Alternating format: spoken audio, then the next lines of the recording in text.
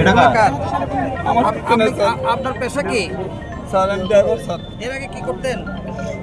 আমি ড্রাইভার ছিলাম স্যার। এর আগে কি কোন পেশা থেকে আসছেন? জি স্যার। কোন পেশা থেকে আমি আসছেন? সৈনিক থেকে স্যার। আর্মি সৈনিক। আসলে ছিলেন না বানাই মিথ্যা কথা বলতেছেন? না, স্যার।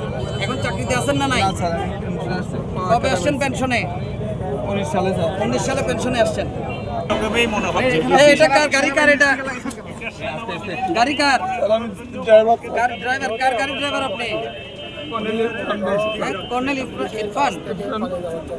সত্যি কথা বলেন, গাড়ি কার? কাউকে মিথ্যা ভাষাবেন না। গাড়ি কার? উনি তো আর উনি কি জানে সব? আমি জানি না আচ্ছা শোনেন, আমি বলি, আপনার নাম কি? ওয়াইদ হাসান, ওয়াহিদ হাসান। বাড়ি কোথায় আপনার? বগুড়া সদর। আচ্ছা, বাবার নাম কি? দিলওয়ার হোসেন। হ্যাঁ, দিলওয়ার হোসেন। আজকে কোন জায়গা থেকে আসছেন আপনি এখানে? আমি স্যার ঢাকা থেকে আসছি। আচ্ছা, তো যাওয়ার সময় মোটরসাইকেল অ্যাক্সিডেন্ট করে মানুষ মারছেন কেন? সব সিগন্যাল অমান্য করে পালাচ্ছিলেন কেন? সামনে পুলিশের গাড়ি ছিল, পুলিশ এই যে আমাদের সার্কেল স্যার আপনাকে সিগন্যাল দিছে, সার্কেল স্যার সিগন্যাল দিছে, আপনি দাঁড়ালেন না কেন? বলছি আপনি আমি দাঁড়ান। দাঁড়াইতে বলতে স্যার আমি দাঁড়াইছি, পার্কিং করতে বলতে স্যার আমাকে হাতরে টান দিতে তখন গাড়ি কি করছে সমস্ত গাড়ির ভিডিও ফুটেজ সিসি ক্যামেরা আছে। স্যার আমি Spanish digital print tiles, ATI tiles, এক টাইলসে জীবন পার। এই এদিকে লাইট দেন স্যার, স্যার আসেন এদিকে লাইট।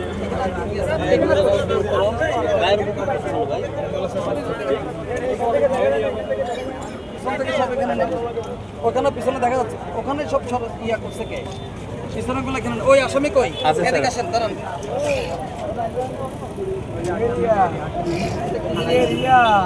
একটু খুলে দেখেন ভাই, থাক, বাইর করেন, এটা কি? এটা মোবিল মনে হয়। Sauce sauce sauce. আচ্ছা, এটা একটা লিকুইড কিছু একটা। এটা কি? এই যে।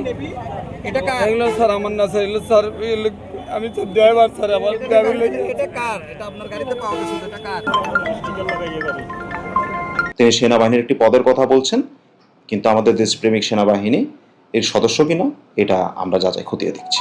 একটা ইনফরমেশন পাই যে একটা গাড়ি এই শহরের মাঝে এলোমেলোভাবে চলাচল করছে, তার গতিবিধি এলোমেলো, সন্দেহজনক। তো বিষয়টা আমরা আরও তলিয়ে দেখার জন্য আমরা আমাদের থানা থেকে অভিযান টিম বের করি। একই সাথে ঘটনার গুরুত্ব বিবেচনা করে আমি নিজেও এই অভিযানে অংশগ্রহণ করি। এক পর্যায়ে এই গাড়িটা দ্রুত বেগে সন্দেহজনক গতিবিধির মাধ্যমে সামনে এগিয়ে যাওয়ার চেষ্টা করলে আমরা গাড়িটিকে বাস টার্মিনালের সামনে থেকে, ওখানে কিছুটা জ্যাম ছিল, এই জ্যামের মধ্যে গাড়িটা স্লো করলে আমরা গাড়িটাকে আটক করি বলতে গাড়িটাকে থামানোর পরে আমরা তাকে জিজ্ঞেস করি যে আপনার নাম, ঠিকানা, এই সমস্ত, যে এইভাবে গাড়ি চালাচ্ছে, মানে অর্থাৎ তার পরিচয়টা আমরা নিশ্চিত হওয়ার চেষ্টা করি। কথার এক পর্যায়ে তিনি হঠাৎ করে গাড়িটা দ্রুত বেগে, খুব দ্রুত এক্সিলারেটরের চাপ দিয়ে সামনের দিকে বেপরোয়াভাবে এগিয়ে যান।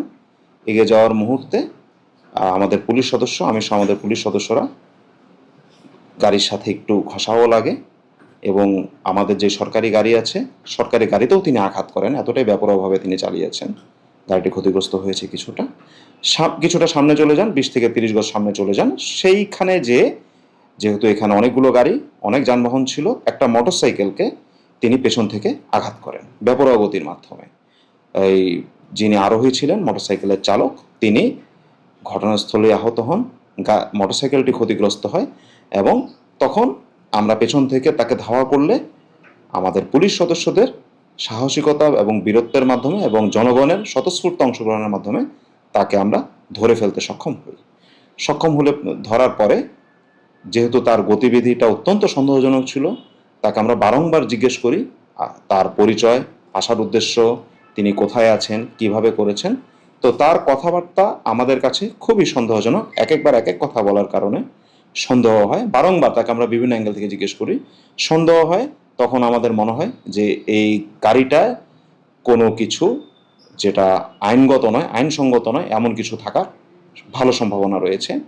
সেই ভিত্তিতে আমরা গাড়িটিকে চেক করার পরে বাদবাকি যেই এখান থেকে যেটা হচ্ছে অবৈধ মাদক ইয়াবা, আমরা ধারণা করছি এটা ইয়াবা, দেখতে তাই, গন্ধে তাই, এই ইয়াবাগুলো আমরা জব্দ করি, গাড়িটিকে জব্দ করি, আসামিকে গ্রেফতার করে আমরা এই কক্সবাজার সদর থানায় নিয়ে আসি। তিনি সেনাবাহিনীর একটি পদের কথা বলছেন, কিন্তু আমাদের দেশপ্রেমিক সেনাবাহিনী এর সদস্য কিনা এটা আমরা যাচাই খতিয়ে দেখছি।